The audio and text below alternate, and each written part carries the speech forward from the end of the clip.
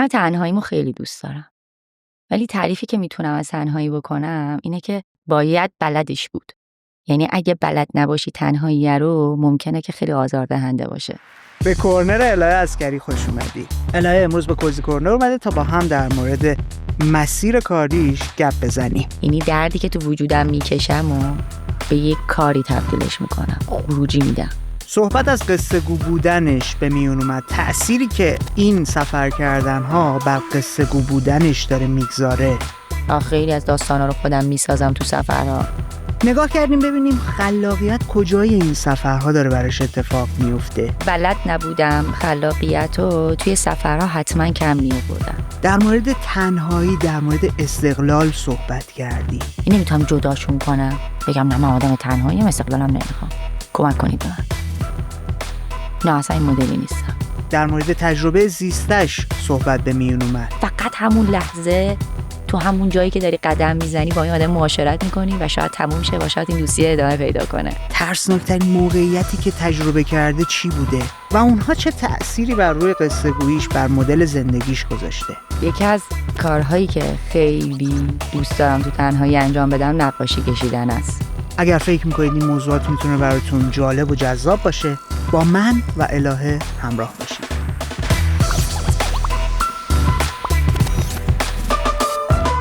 قبل اینکه بخوایم بریم سراغ گفتگو اصلی، دعوتتون میکنم کوزی کورنر رو به هر کسی که فکر میکنید دنبال خلاقیت، دنبال شنیدن و تجربه کردن گفتگوهای جذاب از یه جنس دیگه است پیشنهاد بدید. همونطور که میدونید ما دنبال اینیم که تبدیل بشیم به یه پادکست بین‌المللی.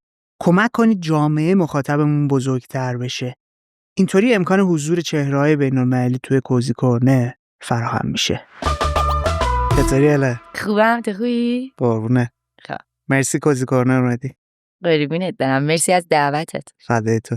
فضولیم گل کرده بود بشینم باهات در مورد این صحبت کنم، ببینم آیا سفر کردن برای تو تأثیر مستقیمی بر روی خلاقیتت داشته یا نه. ولی قبل اینکه بخوایم برسیم که این سوالو با هم باز کنیم و ببینیم چیه ماجرا، برام تعریف کن ببینم چی شد که اصلا از عکاسی اومدی سمت سفر کردن. قبل اینکه عکاسی کنی چی کار میکردی؟ ببین خب با مزه واسه تعریف کنم که چون مادر 60 یکم سخت بود، مثلا توی سن دبیرستان یا حتی سن دانشگاه و اینا سخت بود مثلا سفر تنهایی بریم یا حتی با دوستامون بریم و اینا. یعنی خانواده باید به حدی از روشنفکری میرسید که به دختر یه اجازه هایی داده میشه. حالا خانواده من خیلی سنتی و مذهبی نیستن. بحث دختر و پسر نیست، والا ما هم که پسر بودیم، دخترها یه جور دیگه ای بودن اصلا. آره. بعد برادرم وقتی دانشگاه قبول شد من دبیرستانی بودم، مثلا اول دوم دبیرستان بودم. بعد موقعی که مثلا تعطیلات بود و اینا با دوستاشون جمع می‌شدن، مثلا یکی با بچه دانشگاهشون برن بیرون، منم با خودش می‌برد. بعد از همون موقع‌ها مثلا شروع شد سفر کردن و اینا و همیشه مثلا کوچیک‌ترین عضو اون جمعا بودم و سفر می‌کردم و همش تجربه بود. خیلی حس بامزه‌ای بود. یه جایی به بعد دیگه برادرم نتونست. یه مریضی گرفت و اینا دیگه نتونست سفر کنه. بعد به زور تو رفتی با دوستاش؟ به زور منو میفرستاد. ببین من خودم جرئت نداشتم و میشه قشنگ با بابام صحبت میکرد و میگفتش که باید بره، این باید یاد بگیره اجتماع و جامعه رو و خیلی تو رشد من کمک کرد. من تنهایی میرفتم با دوستاش، مثلا اولاش خیلی مثلا حالم بد بود و معذب بودم که چیکار کنم چیکار نکنم و اینا، ولی با شیطونی زیاد خودم رو تخلیه میکردم که تو آدمو دوست بشم. آره. بعد دیگه سفرا تو؟ آره 2 تا برادر دارم. بعد دیگه سفرام از اونجاها شروع شد کم کم، مثلا ایران گردی مخصوصا مثلا جای عجیب غریب میرفتیم با دوستاشون، مثلا یه اتوبوس میگرفتن اینجوری میرفتیم سفر. بعد دیگه کم کم سفر میکردم ولی نه اونقدر که بخوام مثلا ازش تولید محتوایی بکنم یا اتفاقی بیفته و اینا.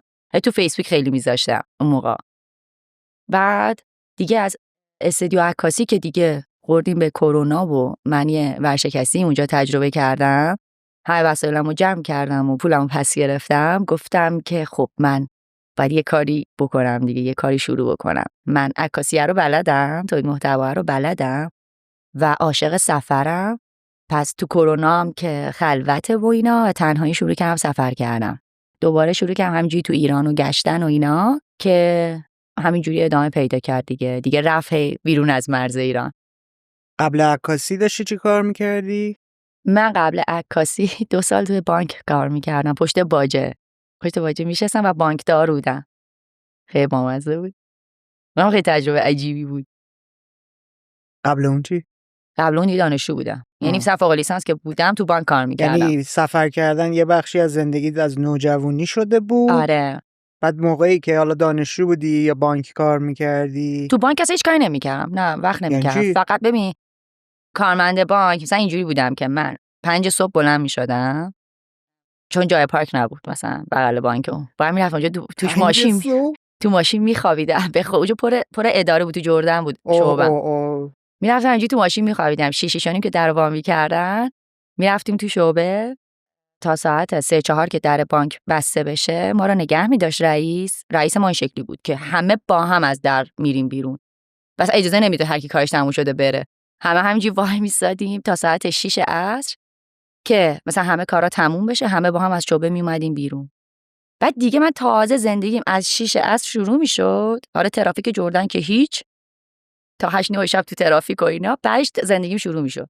مثلا حالا یه تمرین تئاتری بود دلم می‌خواست برم.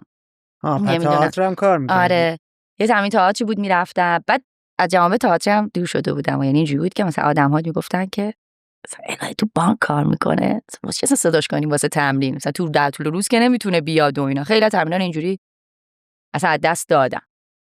بعد دیگه خودم شروع کردم پرفورمنس ساختن. خب آره تو بانک که بودم 3 تا پرفورمنس ساختم واسه 3 تا گالری که بهترینش بزنم تو گالری محسن اجرا شد که خیلی پرفروش و باحال شد. پرفورمنس چه مدلی بود؟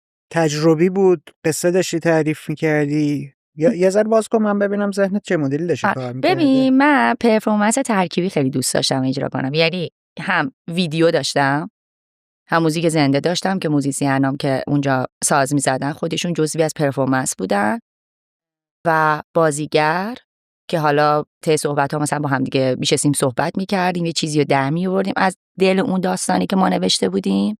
یعنی یه ترکیبی بود. یه چیزی بگم، چون توی تئاتر قرار گرفتن، یعنی اگه بچه‌های نمایش نباشی و آشنایی نداشته باشی و کم کم هم دور شده باشی از بچه‌های تئاتری، خیلی سخت میتونی یه تئاتری رو ببندی و ببری برای اجرا. یعنی سالن اول به بچه‌هایی که اول معروفن داده میشه، اونایی که سهیمن توی سالن‌های تئاتر. بعد هی کم کم میدونی، یعنی این مجموعه ها پشت هم بچه‌های دانشگاه تئاتری ها و اینا. بعد تازه ماها که نه کارت دانشجوی تئاتر داشتیم نه اینکه فلان، مثلا مجبور که آقا سالن قراره وقت خیلی دیر برسه، پس من کی میتونم اون تئاتری که دلم میخواد و اجرا بکنم. بعد میشستم فکر میکردم که من تئاتر مشارکتی خیلی دوست دارم که تماشاچی‌ها توی تئاتر من مشارکت کنن و یه حال اینجوری داشته باشه. بعد تئاتر صرفم نه. بعد گفتم که بیام اینو به حالت پرفورمنس در بیارم، پرفورمنس ترکیبی. یعنی هم توش بازیگر داشته باشیم که آدم‌ها دیرتر بفهمن اینا بازیگرن، هم ویدیو داشته باشم، هم یه بخش از فیلمسازی رو لمس کرده باشم و هم موزیک زنده که بچه موزیسین هم جزئی از پرفورمنس باشه. برای همین رو آوردم به پرفورمنس. گفتم من راحت‌تر میتونم کاری که دلم میخواد و توی گالری ها اجرا ببرم، چون دیگه تئاتر رو که نمیتونستم توی گالری اجرا ببرم. پس بردم سمت پرفورمنس. تو بک‌گراند هنری مگه داشتی؟ تو قصه اصلیت اصلا از کجا شروع شد؟ من فکر میکردم سفره برده، ولی الان دارم پیدا میکنم انگار یه چیزای دیگه هم پشتش هست. آره ببین من عاشق هنرم و از بچگی خیلی زیاد نقاشی میکشیدم. بعد یعنی با برادرم میشستیم دوتایی با هم زیاد نقاشی میکشیدیم، یا اصلا برای فیلم دیدن ما به پدر ویدیو کلوپ سر محله رو درآورده بودیم، شناسایی میرفتیم میذاشتیم ویدیو میگرفتیم فیلم میدیدیم دوتایی و میشستیم تحلیل میکردیم. مثلا بچه بودیم و بعد بازی میکردیم برای هم. حالا غیر از اون که مثلا برادرها بروسلی میشدن و اینا منو میزدن با حرکتای ماری. یعنی ما هیچ فیلم بروسلی و جکی چانی تا آخر ندیدیم.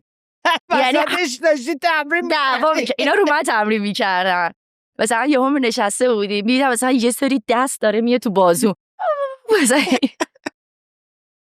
این مدلی. بعد دیگه وسطاش یه فیلم فارسی هم که میگرفتم به خاطر دل من و اینا، میشستیم مثلا خیلی باحال بود، تحلیل میکردیم، مجله میگرفتیم، راجبشون میخوندیم، نقدار و اینا رو خیلی کیف میکردیم. همینجوری که رفتیم جلو، من پیش اشکایی که بودم اولین کارم رو بازی کردم. خیلی بامزه بود. بچه‌ها داشتن برای تئاتر خیابانی واسه جشنواره دانشگاهی کار می‌بستن که یک بازیگران نیومد. بعد بازیگر کار خاصی هم قرار بود نبود بکنه. یه گیریم عجیبی داشت. میومد وسط یه دیالوگی میگفت، یه مونولوگی میگفت و صحنه خارج میشد میرفت. یعنی کلهم مثلا بگیری 5 دقیقه اجرای من بود. بدون تمرین. مثلا صبحش به من گفتن که نمیخوای درس بخونی میایم ساینی بود. گفتم آره. مثلا باید تجربه بامزه بیام. اما یکی به دوسته برادرت مثلا. آره. بعد یهو اونجا یه تو داورای جشنواره دکتر عزیزی بود، محمود عزیزی. اونجا بود و اینا. بعد منو دید، کشید کنار، گفت تو بچهای تئاتری کدوم دانشگاه داری درس میخونی و اینا؟ گفتم نه من پیشنهادگاه ریاضی فیزیکم. و گفت چقدر جالب، من مثلا میتونم تو رو یه سری کلاس بفرستم و اینا، حتما تئاتر رو ادامه بده چون تو همین یه تیکه‌ای که رد شدی خیلی خوب بود بازیت. بعد من خیلی ذوق کردم. هیچی دیگه، من ریاضی فیزیک رو خوندم و دانشگاه اقتصاد قبول شدم و اینا. من تو دانشگاه که کمتر اصلا دیده میشدم، یعنی همش میرفتم توی هنرهای زیبا و دانشگاه تئاتر هنر توی ورزنده، همش اونجاها بودم دیگه. بعد دیگه دیدم که آقا من همش اونجام، چرا تئاتر رو نیارم دانشکده اقتصاد؟ من انقدر رفتم پیش رئیس دانشکده، انقدر پیش بچهای انجمن، انقدر ناله و گریه و فشار آوردم بهشون که چرا ما تئاتر نداریم؟ چطور ما اتاق فیلم داریم میشینید دور هم؟ چرا کسی نیست؟ گفتن آقا مسئولیتش با خودت. من رفتم یه چند تا بچهای تئاتری پیدا کردم، اونایی که برای آموزش و اینا بودن، کارگردان بودن، این سری بچه دانشگاه تهران بودن. بعد دیگه درساشون تموم شده بود اونا رو آوردم و به بچه دانشگاهمون اعلامیه پخش کردم که آقا مثلا هر کی دوست داره میتونه بیاد تو گروه ما. هیچی، ما میرفتیم تمرین میکردیم. بعد اصلا خیلی فاز باحالی درست شده بود، خیلی فاز خوبی بود. یعنی بچه دانشگاه اقتصاد اینجوری بودن که بریم مثلا کار ببینیم، بریم اون کارو بکنیم، مثلا میشه خشک نبود انقدر هم. مثلا این مدلی بود. دیگه منم وارد جشنواره تئاتری شدم و تجربه و دانشگاهی و بعد فجر رو دیگه همجوری ادامه دار شد دیگه مثلا تو چند تا سالن اجرا رفتم و اینا تا خوردم به اینکه تئاتر هیچ پولی برای من نداد. داشت پدرم در میاد، یعنی دیدم که خب یه کاری بکنی دیگه. هم دانشجو بودی؟ دانشجو بودم آره. بعد هیچی، من فوق که قبول شدم، یعنی اینقدر درس میخوندم که مامانا اجازه بدن برم تئاتر بازی کنم.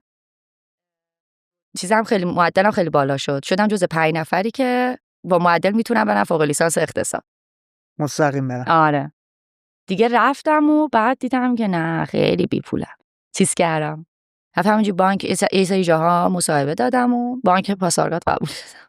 نه خودم نگه داشتم هیچ واسه پیله می‌کردم. چجوری شکل گرفتیم مثلا؟ ببین من باید پیش بینی می‌کردم. ببین من اینجوری هم که مثلا از یه کاری فکر کنم که خیلی مثلا خوشحال نیستم توش، ممکنه که توی پس ذهنم ایجاد بشه که این کار ممکنه عوض بشه، شروع می‌کنم موازی باهاش یه چیزی یاد گرفتن و پیش بینی که اوکی پس تو یه چیزی اینجا زیر بغلت داشته باش که اگه اینو نداشتی بری سراغ این یکی.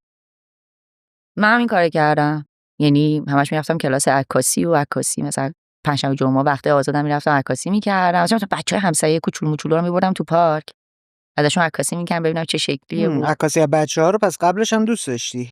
آره، یعنی ببین بازار رو بیشتر نگاه کرده بودم. آره بازار نگاه کرده بودم که مثلا خیلی ضعیف بازار توی عکاسی کودک و اینا. بعد که اومدم از بانک بیرون هی تحقیقات بازاریمو که بیشتر کردم دیدم که عکاسی نوزاد اصلا تو ایران توی یه لیگ خیلی افتضاحی داره بازی میکنه. بعد شروع کردم عکاسی نوزاد. آره یاد گرفتم و یه 6 سالی من استودیو عکاسی نوزاد داشتم و بارداری. آره 6 سالم تایم طولانیه. آره خیلی بامزه بود. اون تجربه باحالی بود توش. اگه بخوای همینطوری سرسری نگاه کلی بهش بندازی فکر میکنی چرا؟ چون مسیرها چیزای مختلفی رو تجربه کردی دیگه. چرا وقتی رسیدی به یه نقطه‌ای که باید جمع میکردی استودیو رو، عکاسیه رو فراموش کردی، تئاتر رو فراموش کردی، ولی اون سفره موند. ببین عکاسیه که مدلش فرق کرد. یعنی من همزمان که تو استودیو عکاسی میکردم از نوزادا سفرم میرفتی اون تایم هنوز؟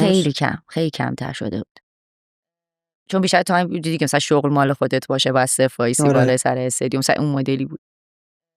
ولی عکاسیه رو توی پیجم داشتم ادامه میدادم، یعنی مثلا از جاهایی که میرفتم عکاسی میکردم، نمیدونم بقیه چیزا محتوا تولید میکردم. یعنی توی پیج من عکاسی نوزاد نمیدیدی، یعنی اصلا کارم جدا از علاقم بود. یعنی عکاسی داشت ادامه داشت ولی کمتر. یعنی از این عکاسی خیلی استفاده کردم توی سفرام. یعنی اصلا شد شغلم عکاسی در سفر، تولید محتوا در سفر. قبل اینکه استودیو رو جمع کنی یا نه وقتی استودیو رو جمع کردم. آره تو لاکداون اون وقت سفر رو شروع کردی؟ آره. چرا؟ ترس نداشتی که پاشی بری کرونا بگیری؟ کرونا اولش کرونا گرفتم، یعنی همون مثلا چند ماه ترس ریخ. آره آقا اوکی زندگی حالا باید پاشی.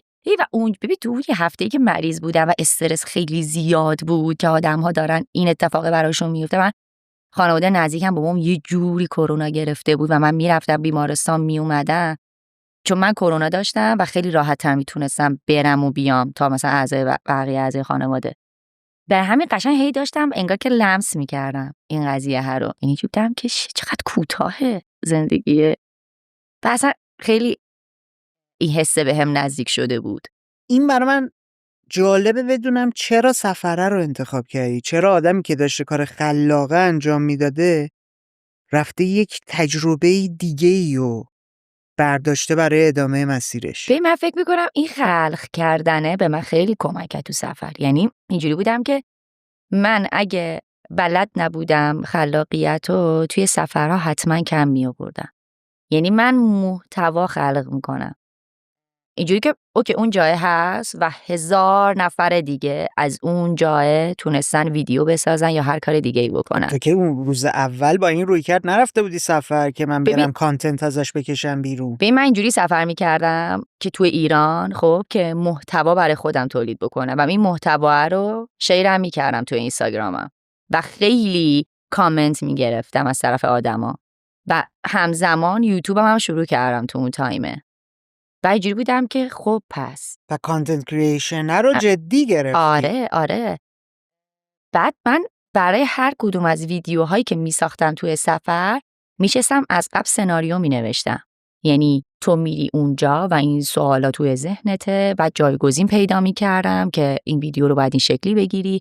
از قبل اینکه برم سفر میشینم کلی محتوا نگاه میکنم از کشورهای مختلف که آدم‌هایی که رفتن دیدهاشون چه شکلی بوده و میشینم چکیده‌شو در میارم و میگم خب حالا الهه تو فکر کن تو اون ناحیه تو اون منطقه رفتی و این زاویه دوربینته و قراره یه چیزی خلق بکنی. من این مدلی به خلاقیت نگاه کردم تو سفر. نمیدونم چقدر موفق بودم ولی خیلی دوست داشتم که اون بازی کردنه، اون داستانوار بودنه، اون استوری تلینگه توی اتفاقات اینستاگرام هم بیفته.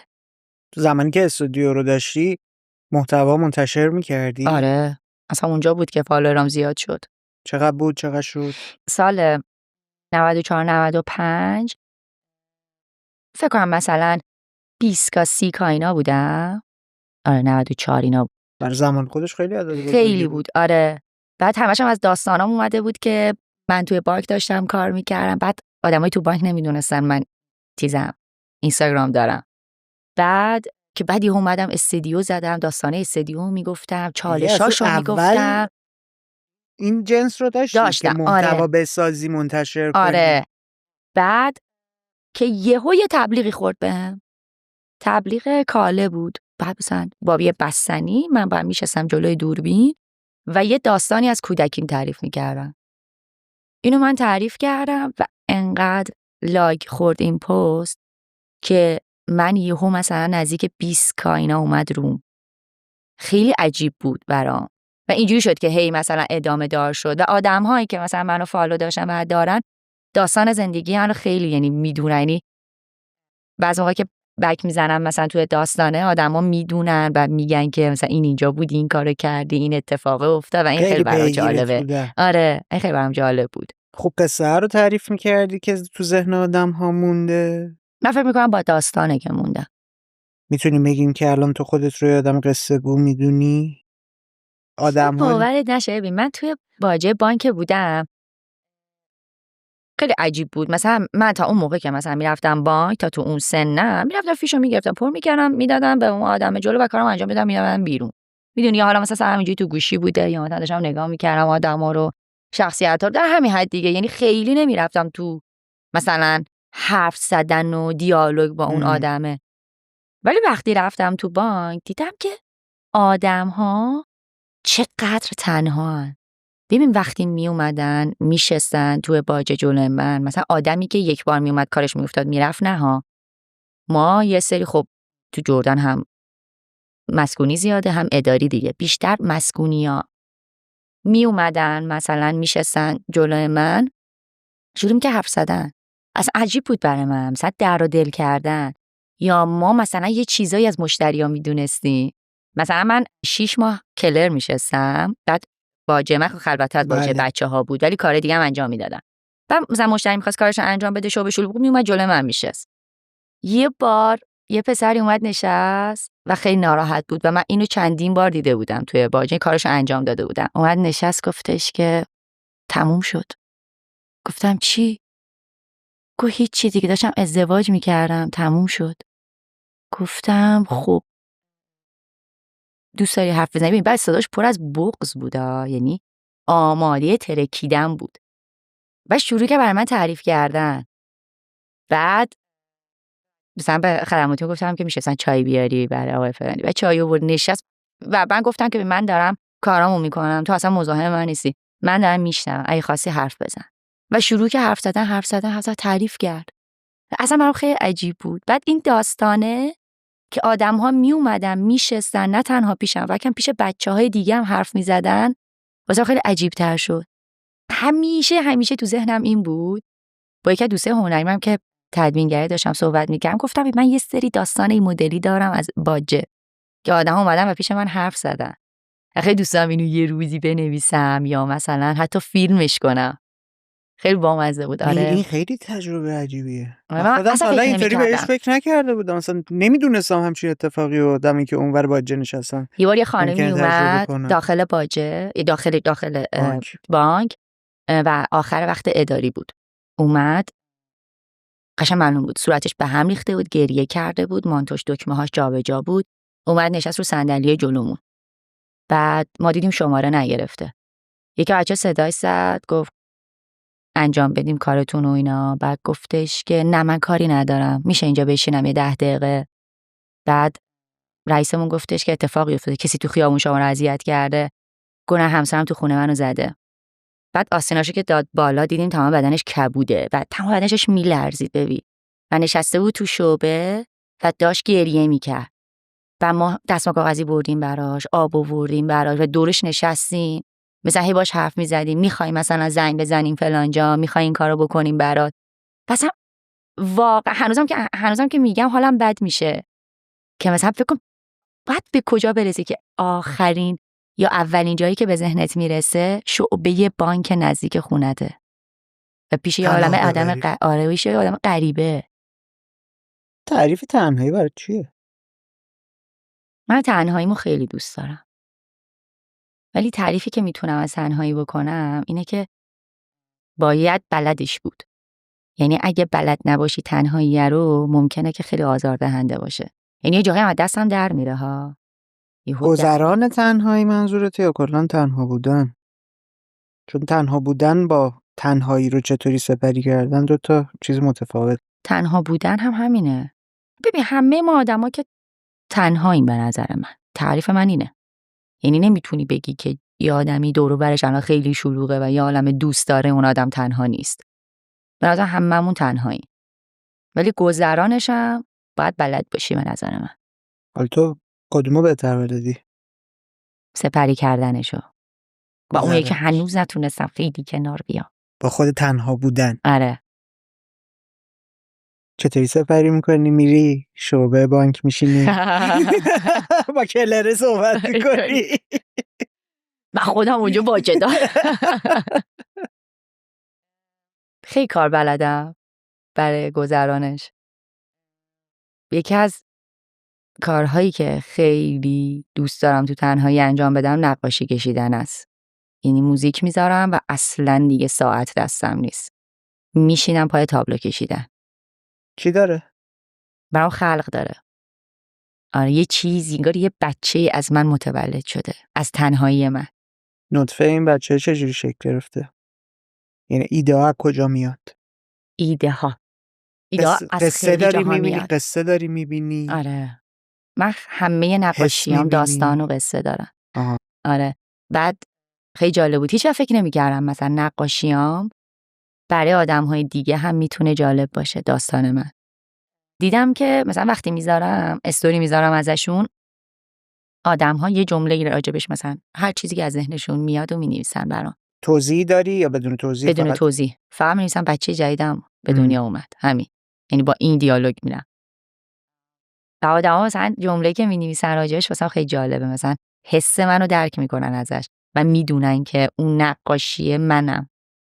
من خودمو توی موقعیت‌های مختلف میکشم. هر چقدرم بخوام که خودمو نکشم ولی باز من تو اون نقاشیم. شاید یک نقطه‌شا و این داستان منه تو نقاشی‌ها. تو چه موقعیتایی میکشی؟ تو خیلی از موقعیت‌ها کشیدم. سالی که سال 401 بود من اونجا فهمیدم که یکی از کارهای دیگه‌ای که میتونم، یعنی اونجا فهمیدم که میتونم تنهایی اونجا سپری کنم. چه جوری بهتر. شروع کردم نقاشی کشیدن. مثلا هر 2-3 روز یک بار من یه تابلو تموم می‌کردم. دیدم که یک عالمه آدم خلق کردم که این آدم‌ها هر کدوم داستان‌های مختلفی دارن ولی هر کدوم از اینها دلقکن. دلقکایی که قراره توی سیرک من باشن. چرا دلقک؟ من عاشق دلقکم. اصلا عاشق دلقک بودنم. چرا دلقک؟ همش از داستانه بچگی ها میاد دیگه. این دارنشان رو نمیدونم خوندی یا نه کتاباشو، مجموعه کتاباشو. اون سیرکه همیشه اینجوری بودم که این سیرکه اگه دارک نبود میتونست چقدر جای هیجان انگیزی باشه. یا مثلا من یه سیرکی داشتم که البته الان چند ساله که توی آلمان هست چنین چیزی. یه سیرک بزرگ برپا میکنن و یه عالمه آرتیست دعوت میکنن. آره. از ایران هم خیلی بچه‌ها میرن. آره. بعد من همیشه دوست داشتم که چنین سیرک بزرگی داشتم و یه عالمه دلقک که نه بهشون فشار بیاد نه گریه‌ای توش داشته باشن، خودشون باشن. میدونی یعنی گریه منظورم اینه که با غم و غصه نیومده باشن تو اون سیرک، خودشون خواسته باشن اومده باشن. همیشه دوستم یه سیرک بزرگ داشتم دیگه. بلکه حیونا رو اذیت نکنم. چه چیزی این دلقک بودن برای جذابیت داره؟ میتونی خودت باشی. اتفاقا دلقکا که نقاب دارن میزنن، صورتشو رنگ میکنی یه کاراکتر دیگه دلقکای من این شکلی نیستن. دلقکای تو چه شکلیه؟ دلقکای من اینجوریه که نقاب ندارن، خودشونن. فقط یه دماغ قرمز دارن، یعنی هیچ چیز دیگه دلقک توشون مشابه دلقکای دیگه نیست. با این دماغ قرمزشون قراره خودشون باشن و داستان زندگیشون باشه. این آدمایی که دماغ قرمز دارن خودشون هستن چه ویژگی‌ای دارن که تو به این آدما میگی خودشون هستن؟ هم راحت میتونن بخندن، هم راحت میتونن گریه کنن، هم تنهان مثل خودم، هم میتونن تو جمع باشن. قضاوت هم نمی کنن. قضاوت هم نمیشن دیگه. آخرش طرف میگه دلقکه. تو چرا تنهایی سفر رفتن رو خیلی جدی گرفتی؟ خیلی راحت میتونستی تور ببری با خودت.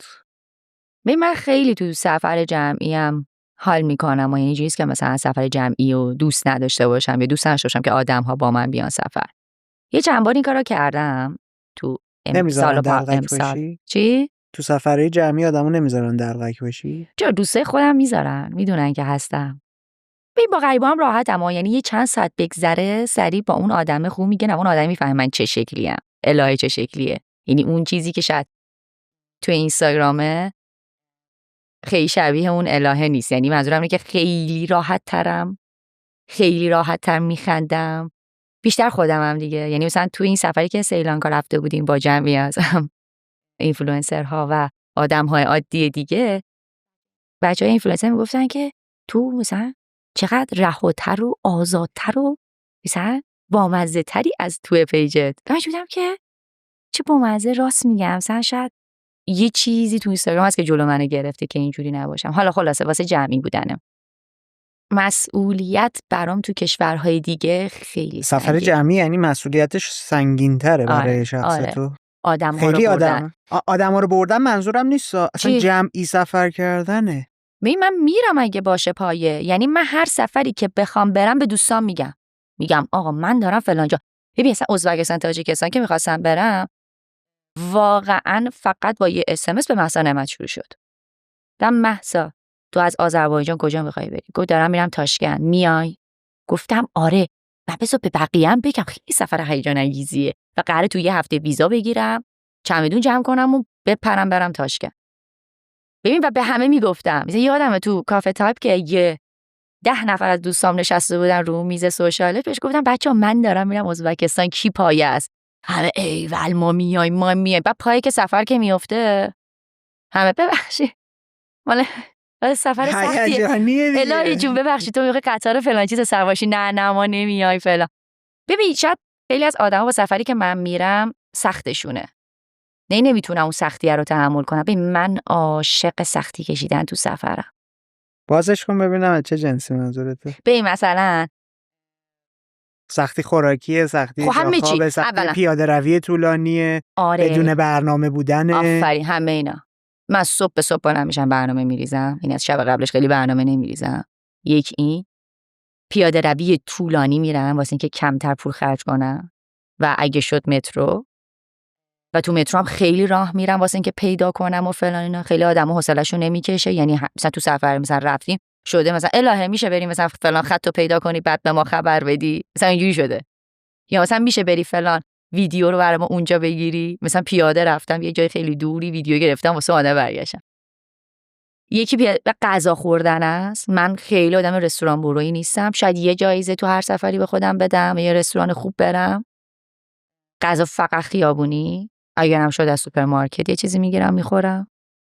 مثلا قطاری که با مهسا سوار شدیم از سمرقند به بخارا، از سمرقند به بخارا بعد به تاشکند 8 ساعت بود و از این تختیا بود که اصلا تو تخت تو نمیتونستی اینجوری راحت بشینی و اینجوری میخوابیدی و خوابیدی مثلا پله ها میومدی پایین، پاتو مینداختی پایین، پله میومدی پایین.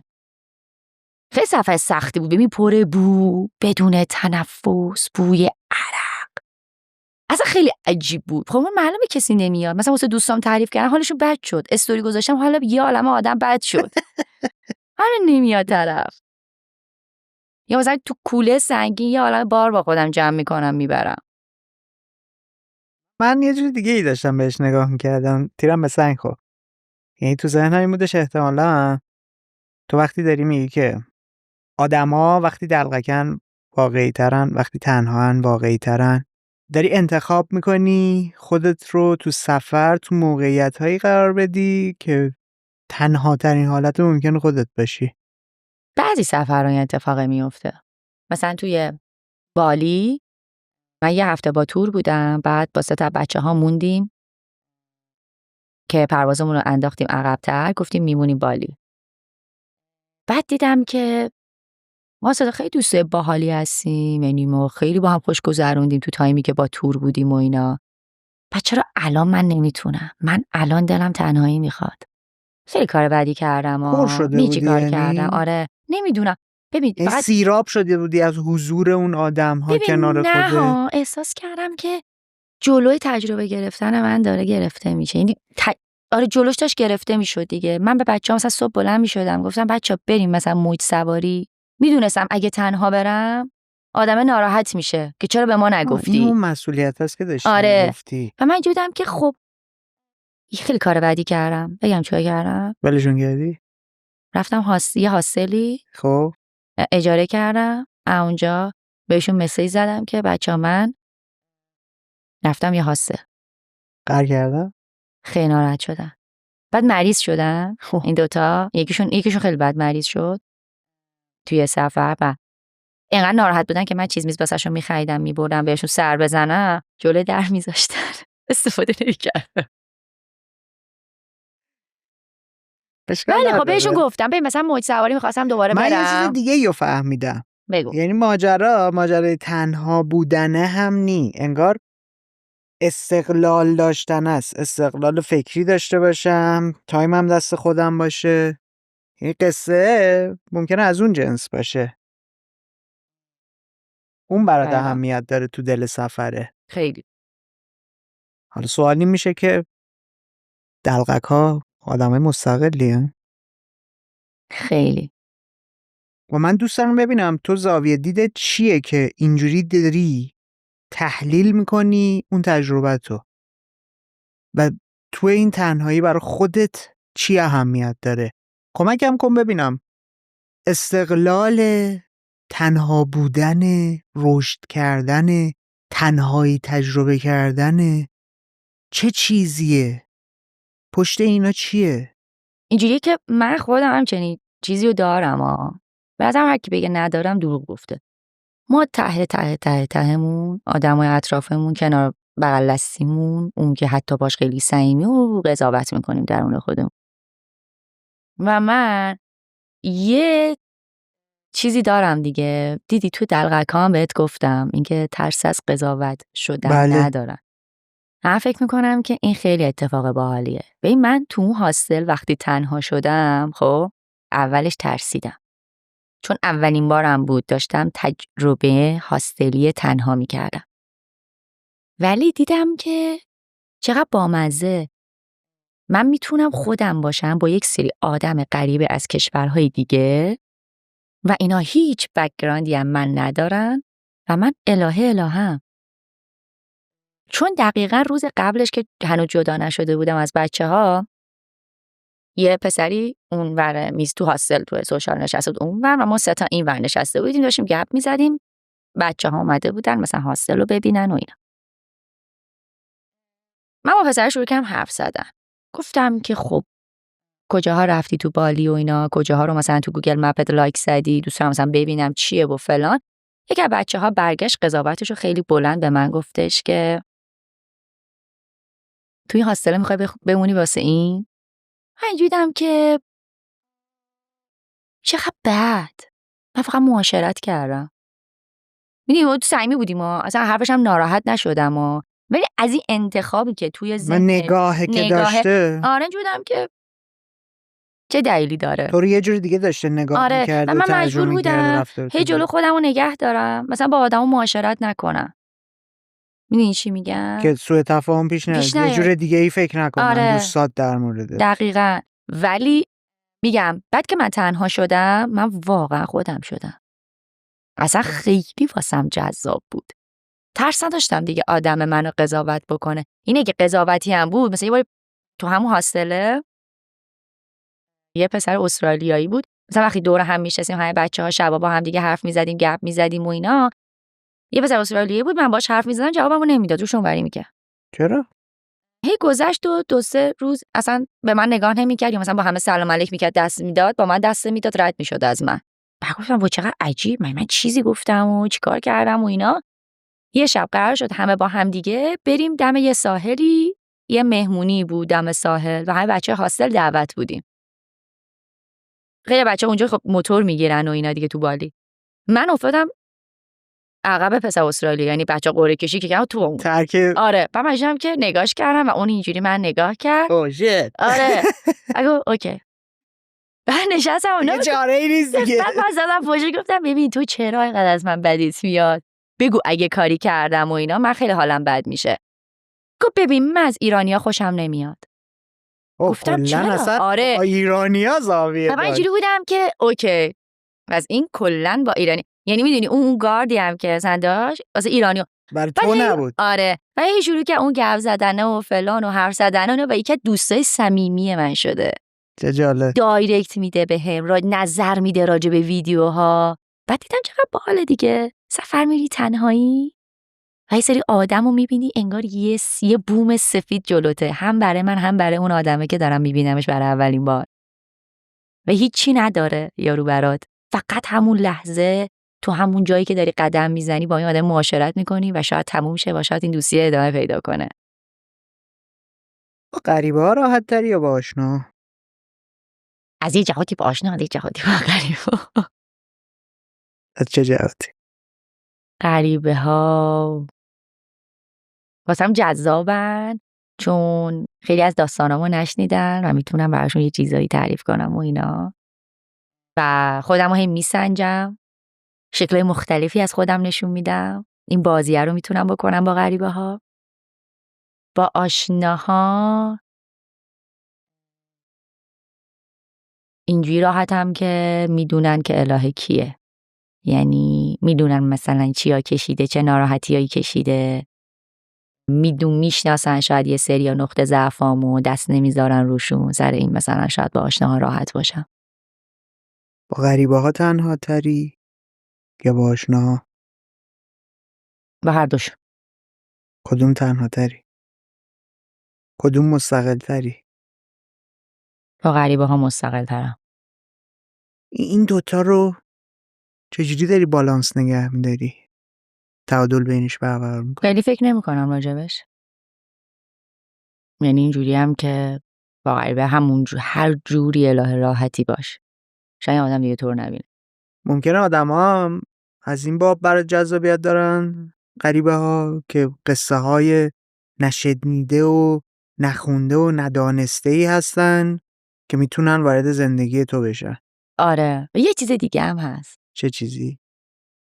خیلی راحت تر میتونن، مثلا دارم میگم الهه‌ای که مثلا ناراحت شده یا دوست داره مثلا یه موقعی تنها بشه رو راحت تر درک کنن. یعنی هیچ پس زمینه‌ای ندارن، نمیدونن الهه یه آدمیه که تو جمع میگه، میخنده، دوست داره جمع دستش بگیره.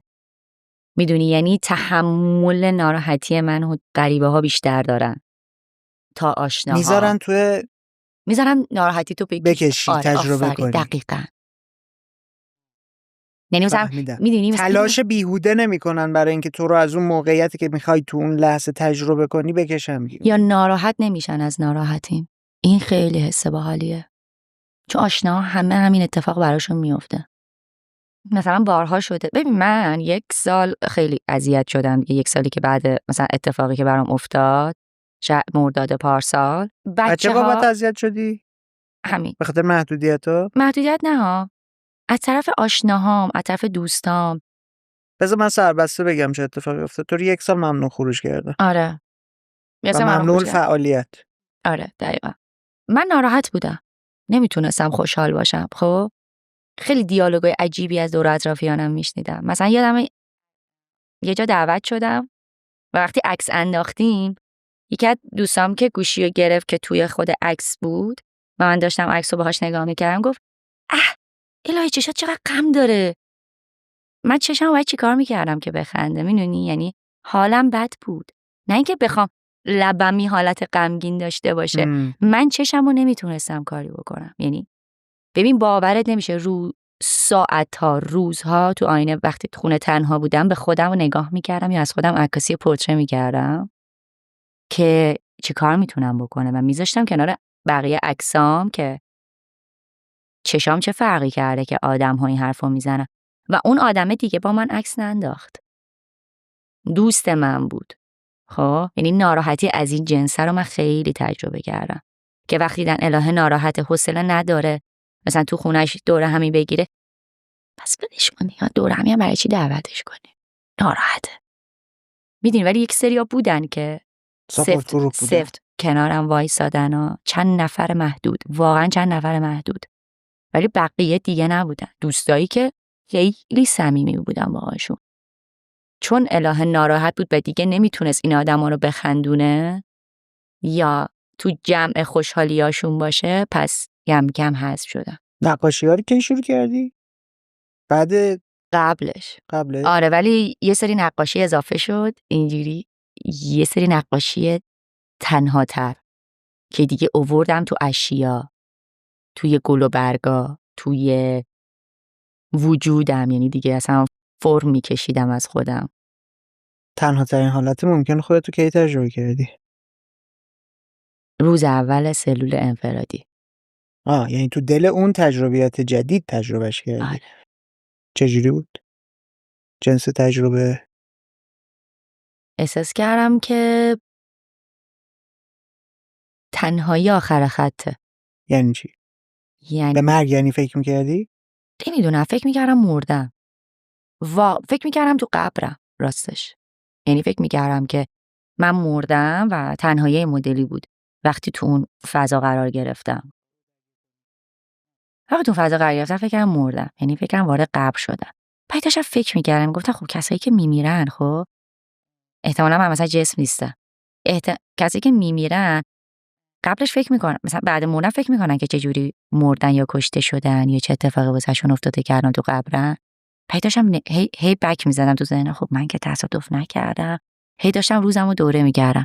خب من رفتم اینجا اینجوری شد اینجوری شد، نکنه خودمو کشتم، نکنه چنین اتفاقی افتاده. بعد احساس کردم خیلی تنهام. هیچ چیز و هیچ کسی نبود که بتونه دردمو آروم کنه.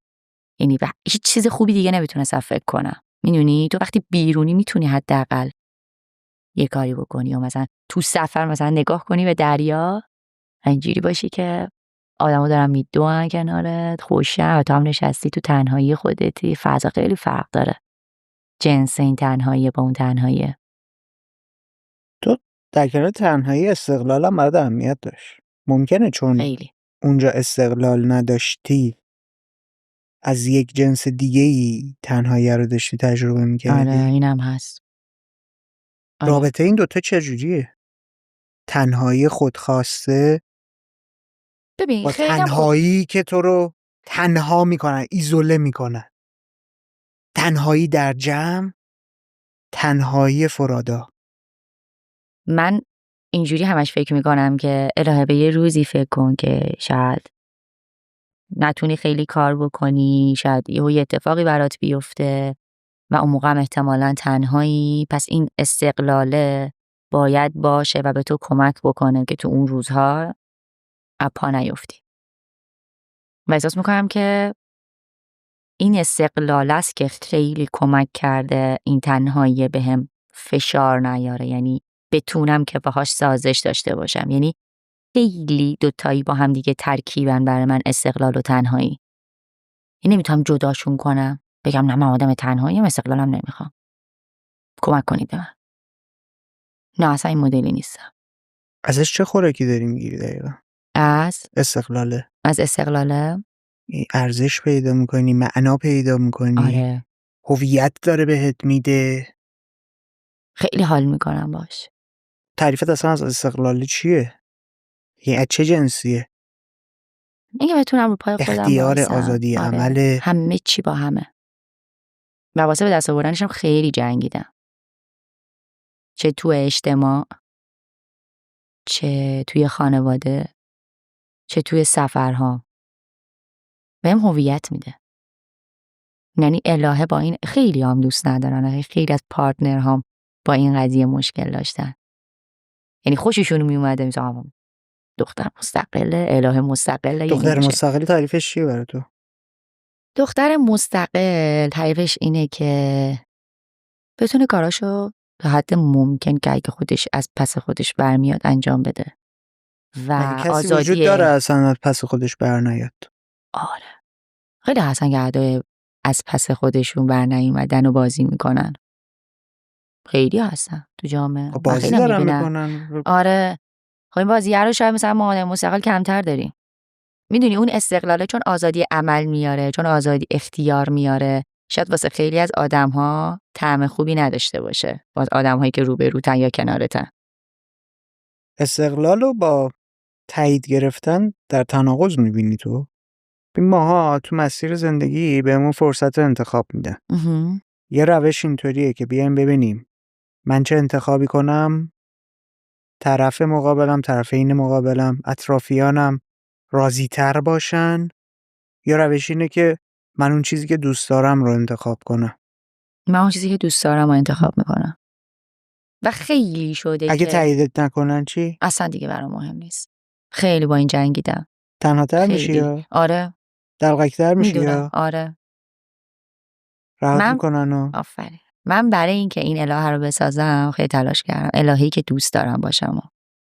اتفاقا هفته پیش که تراپی داشتم خیلی حرف بامزه‌ای زد.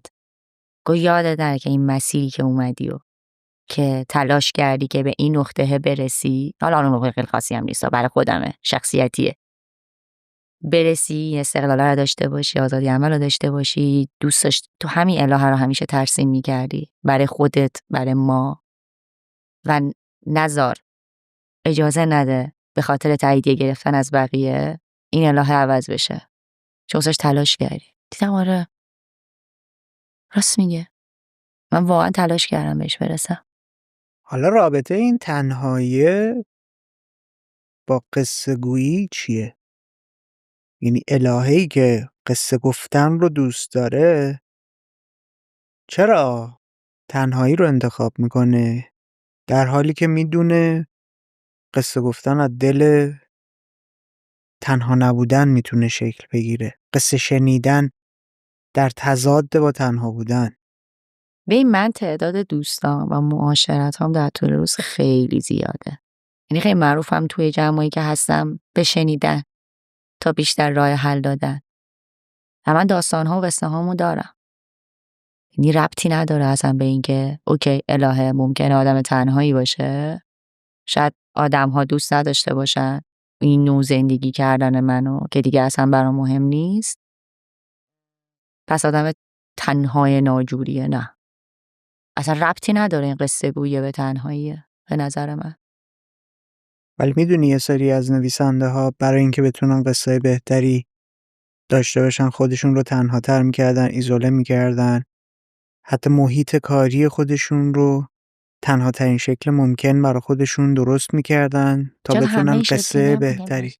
نه یه سریا رو دارم میگم. آره. یه سریا رو دارم میگم. یعنی یه ارتباطی داشته برای اونها حالا. ولی برای تو نداره. نه. استقلال چی؟ یعنی رابطه‌ای بین قصه گفتنه با استقلال وجود داره یا نه؟ آره من فکر میکنم که اینجوری ذهنم، آزادی عملم تو استقلال خیلی بیشتره، راحت تر میتونم قصه بگم، داستان بسازم، سفر کنم و از دلش داستان در بیارم. خیلی ربط داره. سفر کنی از دلش قصه در بیاری یعنی چی؟ اینو میتونی برام من بگی؟ تجربه زیستت رو بیای به گوش بقیه برسونی، ترسیمش کنی. آره اینا خودش برای من یه جور داستان گفتنه، یه جور بازی کردنه. خیلی از داستانا رو خودم میسازم تو سفرها. تو اون موقعیتی که تنها ترین حالت ممکن خودت رو داشتی تجربه میکردی هم داشتی قصه میگفتی. حواست بود؟ نکنه من مردم. چجوری مردم؟ بعدش چی میشه؟ قصه‌ش چیه؟ یارو زندگیش قصه است. آیا حلف دود میشم میرم هوا. جدی مدل فکر کردن قصه گوه، نگاهت به زندگی آره. با قصه است. من خیال و رویا رو خیلی دوست دارم. خیال یا رویا؟ دوتاشو با هم. و رویایی که به واقعیت میپیونده رو که اصلا میچسبه به تنم. کیفیت زندگیت رو پایین نمیاره؟ یا بالا نمیبره؟ رویا پردازی، خیال پردازی کیفیت زندگیمو بالا میبره. ولی میدونی خیلی از آدم‌ها باعث میشه که نتونن تجربه زیست بهتری رو داشته باشن.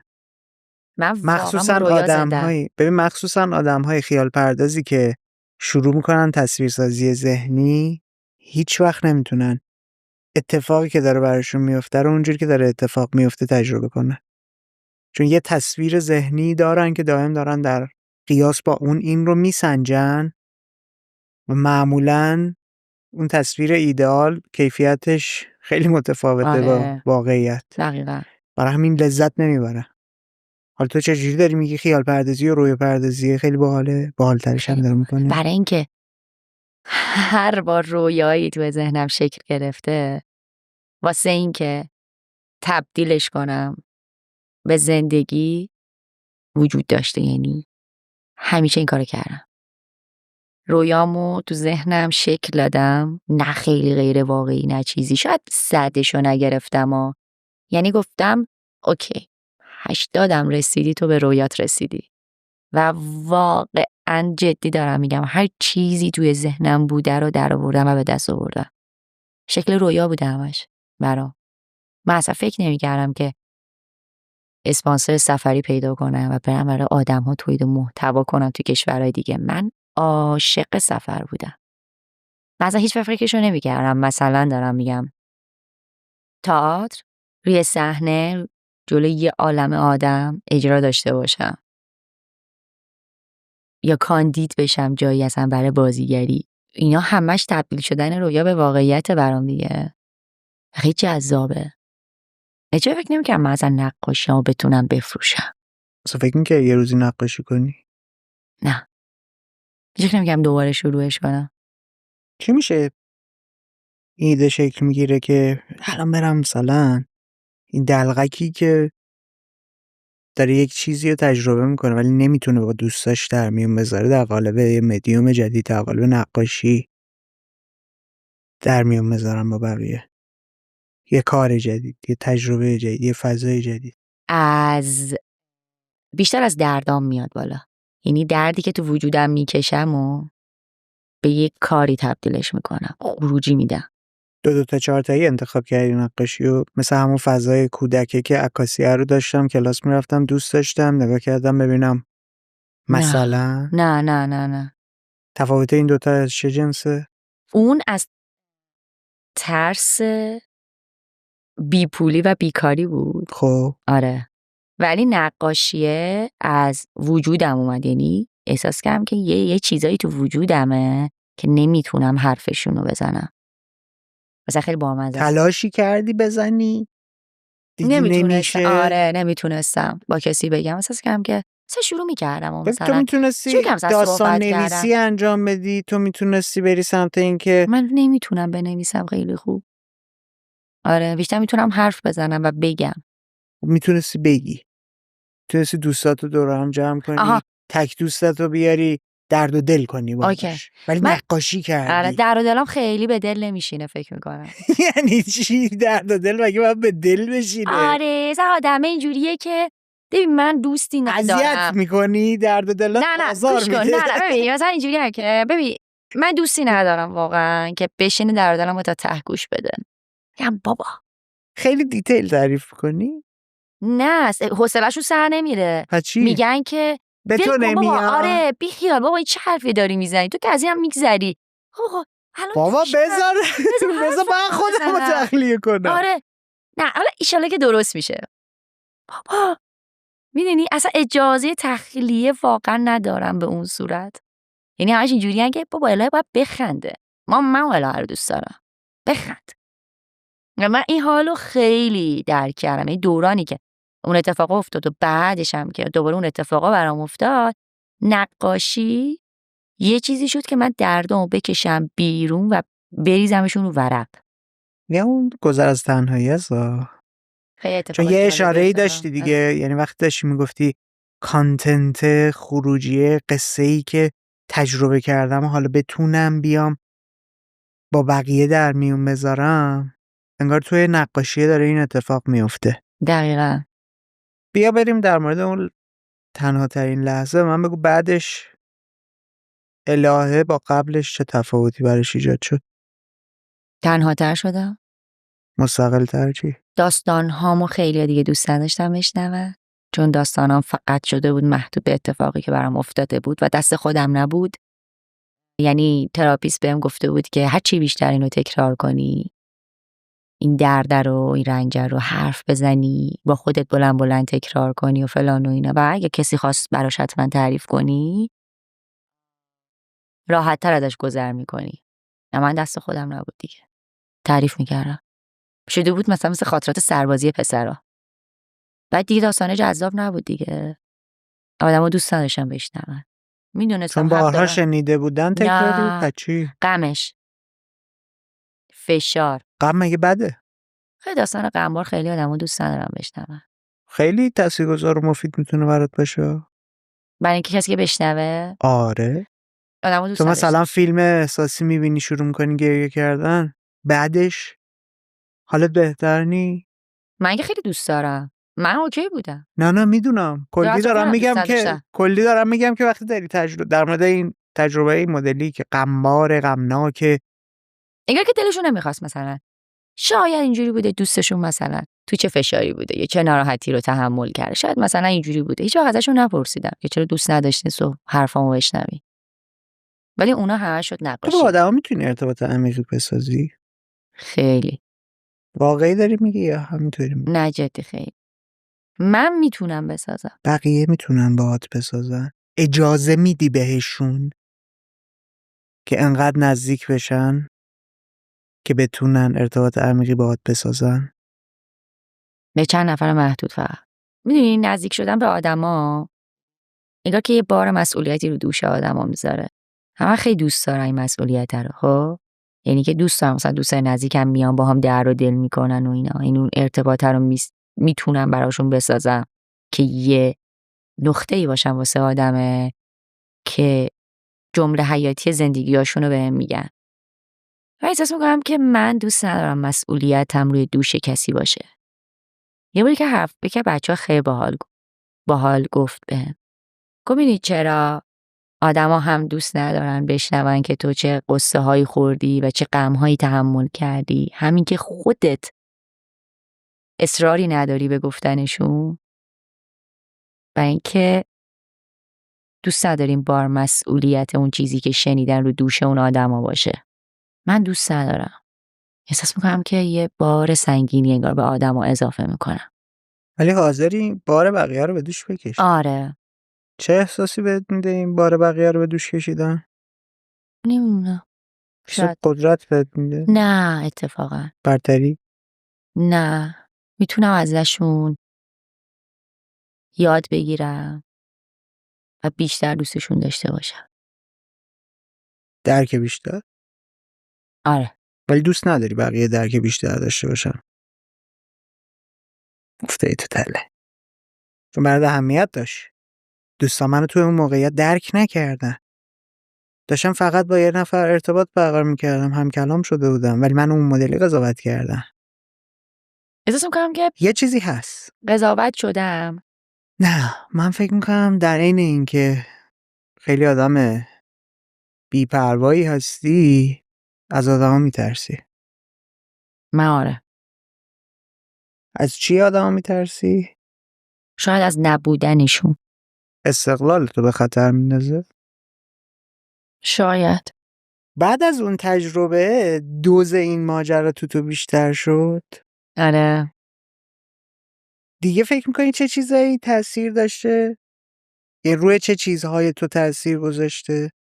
اون میزان از تنهایی و ترس، اگه اشتباه نکنم ترس هم داره دیگه، تو موقعیت قرار گرفتن ترس داره. آره ولی ترسم خیلی کمتر شد از زندگی. قبلش خیال پردازی کرده بودی همچین موقعیتی و هیچ وقت فکرشم نمی‌کردم. و چجوری ترس رو ریخت؟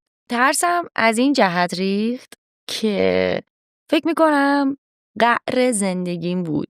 یعنی تهش بود برام. ته یه چیزی مثلا میتونست اون شکلی باشه برام. و وقتی اومدم بیرون گفتم که اوکی پس من میرم اینو تجربه میکنم، اینجوری زندگی میکنم. مثلا یه چیزایی رو مثلا تجربه کردم. مثلا من هیچ وقت مثلا اگه یه آدمی دیگه نبود بهش زنگ نمیزدم و حالشو نمیپرسیدم. ولی من تلاش کردم برای دوباره زنده شدن، دوباره زندگی کردم و این خودش چیزی بود که باعث ترسمو کم میکرد. من خیلی بارها فقط فکر میکردم که زندگیمو تموم کنم. قبلش یا بعدش؟ بعدش. خب ولی فکر میکنم که شجاعتم برای زندگی بود. وایسا، از سر چی این ایده میمد که من خودم خلاص کنم؟ از فشاری که روم بود. چه فشاری بود؟ احساس تنهایی؟ فشار اجتماعی، اتفاقا رفت آمدایی که باید میکردم میومدم دادگاه. فراینده. فشارهایی که خود فراینده. فشار اجتماعی بود. آدمایی که دور اطرافم بودن. و تو عادت کرده بودی مثلا از 91 داشتی برون ریزی میکردی. سوشال یهویی اونم ازت گرفته بودن دیگه. آره. یعنی حتی ارتباطت هم محدود شده بود. آره دقیقاً. حس فراموش شدگی. جمع میشدن. آره من تئاتر بازی میکردم همیشه. دوست داشتم تصویرم این ور اون ور باشه. می‌دونی چی میگم؟ یعنی همه کسایی که به نظر من اینفلوئنسرن، بلاگن یا دوستان تصویرشون باشه یا اتفاقات اینجوریدن، یه حالت نمایشی تو وجودشون هست. کار نداشتم و بعد همش فکر میگم که چیکار کنم که زنده بمونم. و فکر میکنم که شجاعت برای ادامه دادن بود که فهمیدم اونجا ترسم ریخته. این اگه آدم ترسویی بودم شاید تموم میکردم.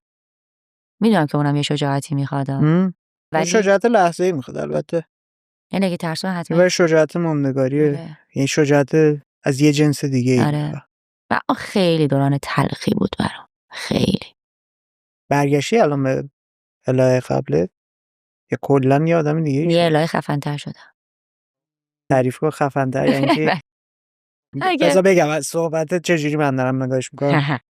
الهه‌ای که لحظه رو بیشتر دوست داره زندگی کنه، تلاش میکنه برای اینکه تجربهش کنه، راحت‌تر نمیگه به خیلی چیزا، آفرین. مستقل‌تر شده، تنهاتر شده. جالبه که تو یهویی افتادی توی یه بازه کوتاهی. چند وقت بود 2 هفته بازش بودی؟ 2 هفته تجربهش کردی و یک آدم دیگه ای شدی. البته میگم اون 2 هفته اینقدر دردش زیاد نبود که بعدش 1 سال بود. 1 سال خیلی درد زیادی. خیلی. تشنه زندگی کردن شدی. تشنه تجربه کردن شدی. یه باری خیلی حرف با من از یکی بچه‌ها شنیدم. تو جمع دوستامون یه حرفی زده شده بود وقتی من نبودم.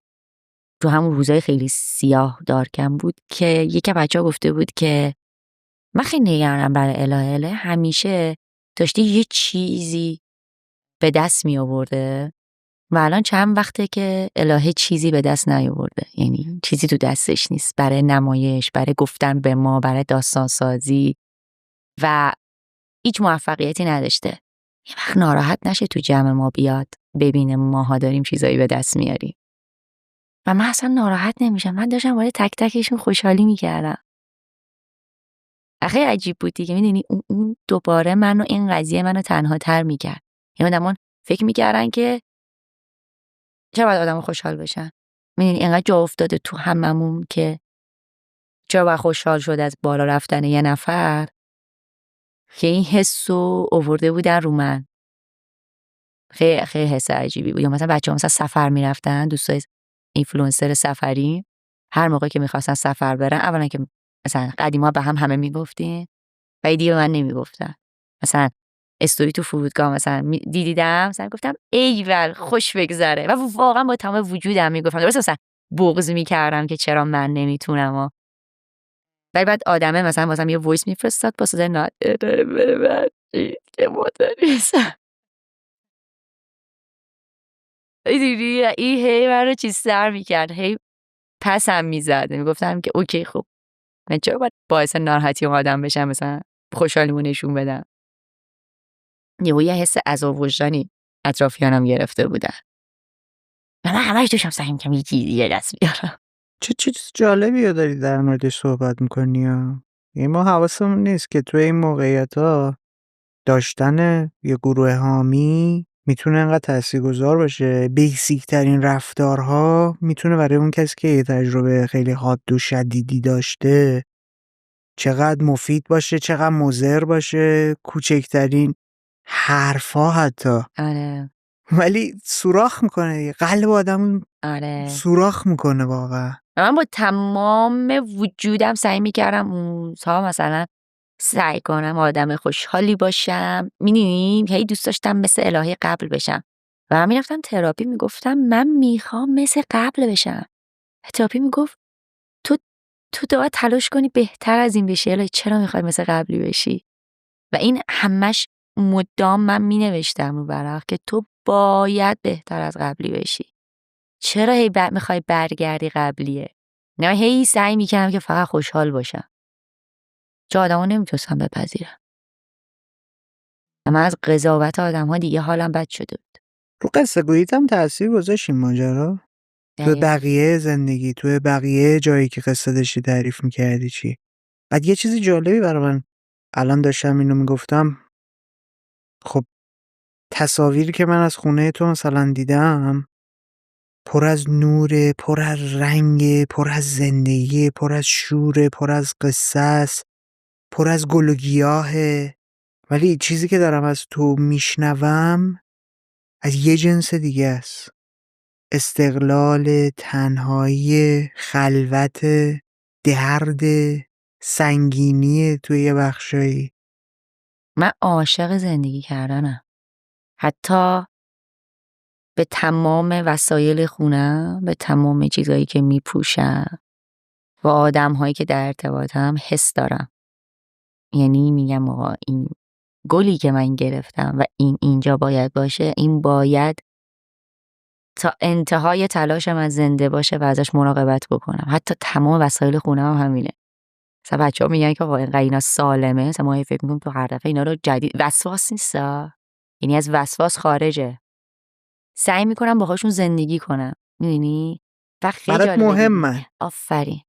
زندگی برام خیلی مهمه، کیفیتش برام مهمه. اصلا نمیذارم اون حس بدی که تو خودمه، شاید مثلا تو تعبیرش کردی سنگینی و درده، به بقیه بخشای زندگی اثر بذاره. یعنی کم اثرش کردم. فقط میگم که تو قراره که از اینا یه چیزایی در بیاری. چه چیزایی در بیاری؟ مثلا دقیقاً همون نقاشی کردن است. یا مثلا کلاس بداهه پارسا پیروزور بود مثلا برام، که خیلی اتفاق خفنی بود برام. هر دفعه که میگفت مثلا بداهه بیارین یه کاری انجام بدین، من با یه چیز جدید میرفتم و تخلیهش میکردم. تو هر کدوم از اونها هم داستان داشتم، ولی این دفعه تعداد آدمایی که منو میدیدن خیلی محدود بودن. مثلا 20 نفر بودن جلو. گفتم تو دیگه مثلا اون سوشال بزرگر نداری، اون تو یه تمام تلاشتو بذاری واسه 20 نفر. تو اون دوره‌ای که دسترسی آره، نداشتی داشتی میرفتی. آره. تبدیلشو میگم. ببین من خیلی دوستم تبدیل. یعنی فکر میکنم که اون اگه غم تبدیل نشه میکشه آدمو. چی کارش کنیم تو وجودم؟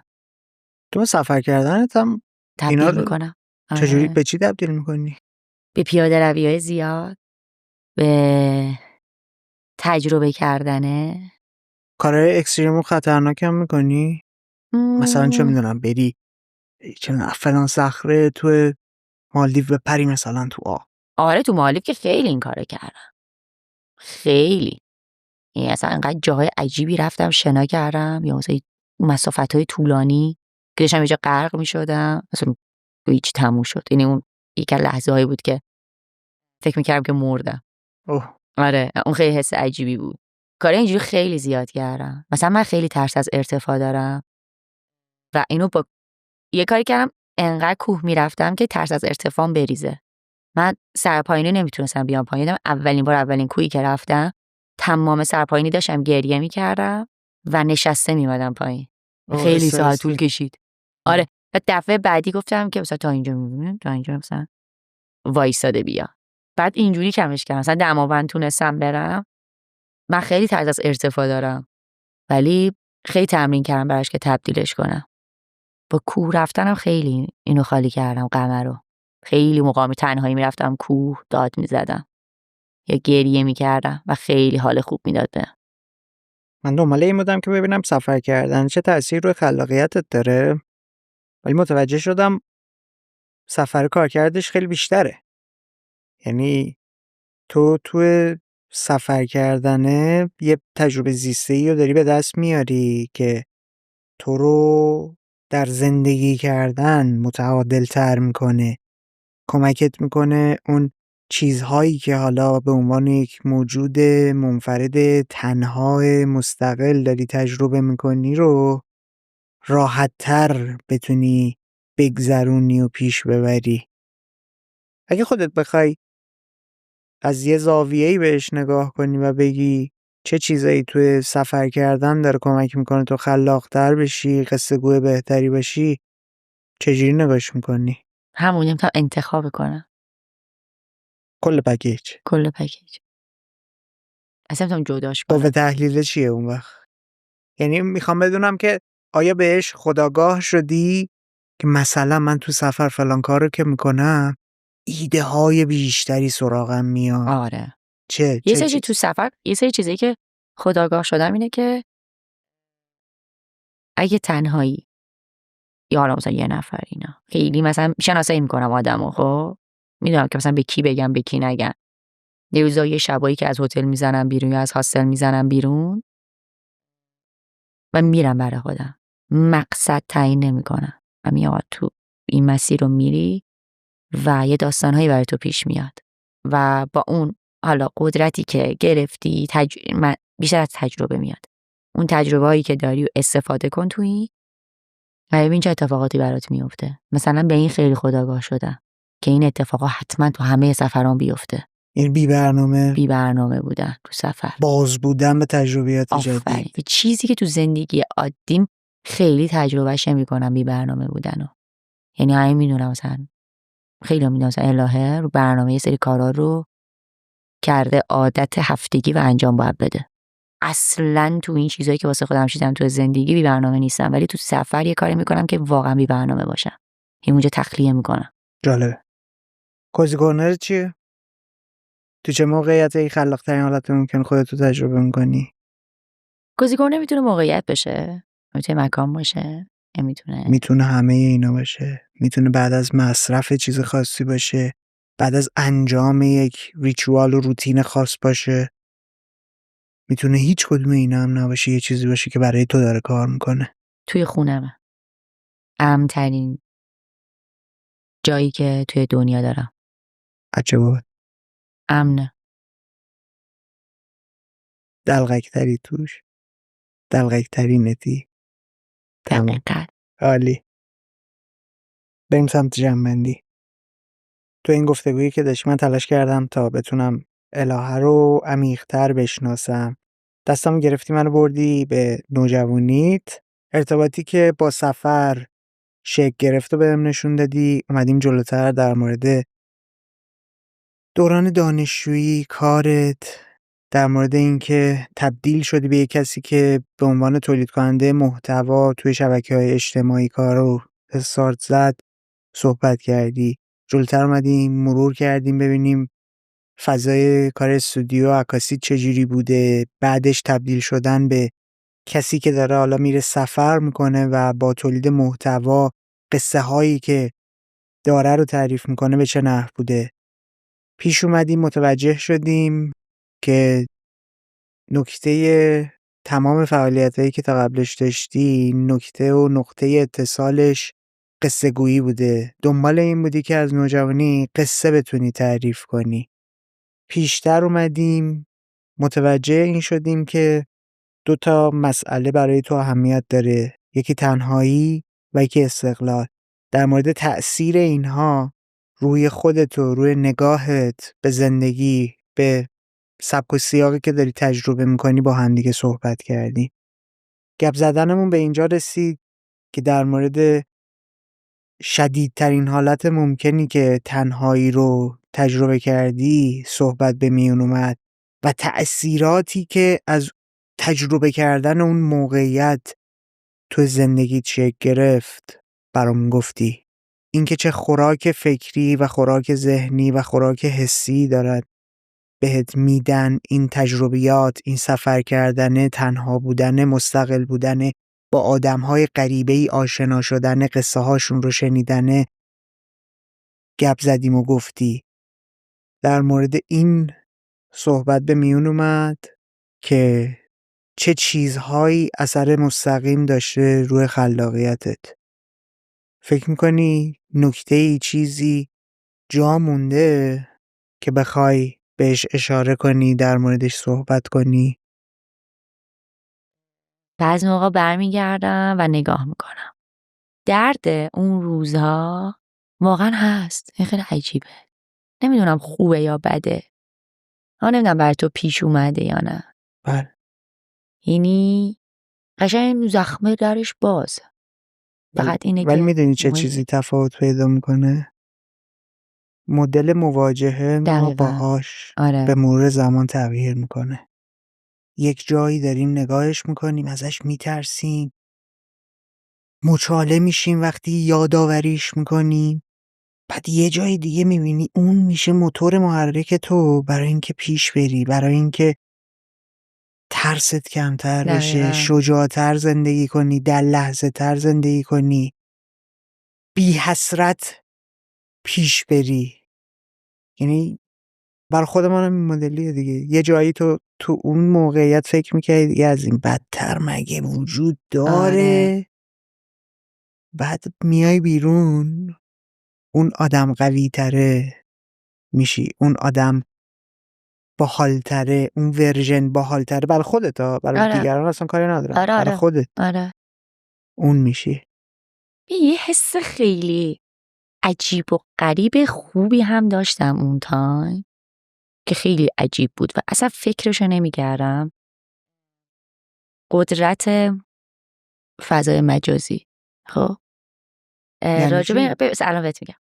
من دیگه نداشتم چیزی، خب هیچ تریبونی هیچی نداشتم و بعد دنبال کارم میگشتم و فلان و اینا، یعنی بعد حتما از مالی بالاخره از مالی باید کار میکردم و اینا و اوکی مثلا تو داری هر هفته مثلا نقاشی میکشی ولی نقاشی ها شخصیه، خیلیشو نمیتونی بفروشی. اوکی پس یه پیشنهاد همکاری داشتم یهو توی اقامتگاهی توی یزد که مثلا سفر زیاد میری، پس یه سری آشناییت داری، بیا یه پرسونال برندینگی بکن و فلان و اینا.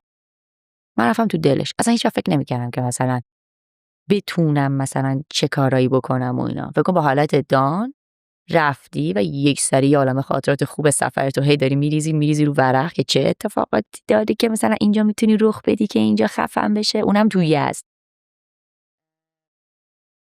و شروع کردم کم کم و آروم آروم یه پیجی زدم، پیج پرایوت بود، نمی‌تونستم جای چیز اصلا بذارم یا چیزی داشته باشم، پیجی داشته باشم باز.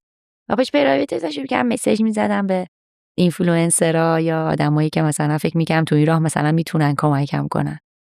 و انقدر عجیب بود. ببین تو این 1 سال یه عالمه آدم، چه کسایی که اینفلوئنسر نبودن، چه اینفلوئنسرها بدون منت کمک کردن، حمایتم کردن تو اون بالا بردن اقامتگاه که اصلا خیلی برام عجیب. میدونی یه چیزی بهم داد که اینا رو همه رو اینستاگرام بهم داده بود. میدونی یعنی اون حمایت، اونی که تأثیری که آدم‌ها رو من گذاشتن. بعد حواست هست داری چی میگی دیگه. تو اون حمایت رو از دوستا و آدمای نزدیک که میشناختنت نگرفتی، بعد یه مش غریبه. آره این جادوییه که میتونه این فضا بهت بده. دقیقاً فرصتیه که میتونه بهت بده. خیلی آدمای غریبه می اومدن اونجا. من یهو مثلا سرزده میرفتم اقامتگاه، چه اعلام کنم من دارم چند تایمی میرم که، و آدم‌ها اونجا بودن که اگر مثلا من اونجا هم بشینیم با هم معاشرت بکنیم. اصلا خیلی حس عجیبی بود. خیلی خیلی حس خوبی بود دیگه. یعنی اصلا تو یزد خودش، تو یزد راه رفتن آدمایی که می اومدن نزدیک، مثلا میگفتم مثلا معاشرت کنیم، میشستیم به حرف زدن. این آدما همه غریبه بودن. من هیچی از اون آدم نمیدونستم و اون آدما از من چیز میدونستن. این جنسی نشده بود که فکر کنی آدما میخوان یه چیزی از تو بکنن، یه چیزی از تو بردارن؟ نه. هیچ وقت همچین حسی رو تجربه نکردی؟ از آدمای غریبه؟ آره. به خاطر اینکه مثلا یه شخصیت اینترنتی داری، شخصیت رسانه‌ای داری. من هیچ جا نمیتونستم بهشون کمک عجیب و غریبی بکنم. میدونی چی میگم؟ چون یعنی مثلا کامیونیتی دارم صرفا. نه بذار اینطوری بگم، چون داری میبینی دیگه کوچکترین چیزها میشه منبع قصه برای بقیه. چرا باید بیان باهات عکس بگیرن؟ چرا باید بیان اینو تعریف کنن که امروز با فلانی فلان کار رو کردم، فلان جا دیدمش، چیزها؟ نه فقط حس خوب گرفتم ازشون. این جالبه و خیلی منو زنده نگه داشت. و در تضاد با اون بخش لایه لایه تو. ببین من یک عالمه عکس دارم از اون تایمی که هیچ فضایی نداشتم، جاهایی که تنها بودم آدما ازم عکس گرفتن و واسم بعد اینکه اینستاگرامم اومد واسم فرستادن. عجیب. خیلی حس خفنی بود. خیلی عجیب. خفنه؟ خیلی عجیب بود. پاپارازی طور نی؟ نه حس بد نگرفتم و مثلا نوشته بودن زیرش که ما نمیخواستیم مزاحم تنهاییت بشی. یا بعضیشون میومدن عکسو بهم نشون میدادن. زور کافه تنهایی نشسته بودم، یه دختره از اون بر ازم عکس گرفت و اومد بهم گفت من با اجازهت عکس گرفتم چون قبلا فالوورت بودم پیجش و فلان و اینا، حالت خوبه؟ اولین سوال داد پرسم. گفتم که آره خوبم. گفت نه دیگه خوب نیستی، تو فقط عادت کردی که بگی خوبی. بعد عکس رو برام همونجا فرستاد تو گوشیم، مثلا نگرش داشتم، خیلی حس عجیب و باحالی بود. جالبه. این جالبه. چیزی که شاید آشناهام خیلی درکش نمی‌کردن دیگه. واسهشون اصلا نی. سوال آخر، این گفتگو رو دوست داری به کسی تقدیم کنی؟ به خانواده‌ام. حدس میزنم چرا. لازم بپرسم؟ بپرس. آیا به خاطر تجربه تلخی و سختی که اونا داشتن توی اون مسیر؟ دقیقاً. نمیدونیم دیگه. و همه ما فکر میکنیم، خب همین، ما فکر میکنیم که کارکرد دوستا، خانواده‌ای که خودمون به انتخاب خودمون بر خودمون ساختیم خیلی بالاتر از کارکرد خانواده اصلیمون میتونه باشه، ولی نیست. در واقعیت نیست. دقیقاً. امیدوارم سالم سلامت باشن. قربونت برم میس. کنارشون حسابی تجربه جذاب و باحال کنی. مرسی. تو قصه گویی هم منتظر قصه های خیلی فوق‌العاده و جذاب ازتی. مرسی. به من چسبید، ممنونم. به من خیلی چسبید. مرسی از دعوتت، واقعا خیلی ذوق کردم. همونطور که می‌بینید یه کار تیمی و کلی آدم برایش زحمت کشیدن. یه درخواست ازتون بیشتر نداریم. ما رو به کسانی که دنبال خلاقیت هستن پیشنهاد بدید. کمک کنید اطرافیانتون نگاهشون به خلاقیت، به تأثیری که از ریزترین تجربیاتشون بر روی خلاقیتشون میتونه بذاره تغییر کنه. مراقب خودت باش. به زودی میبینمت.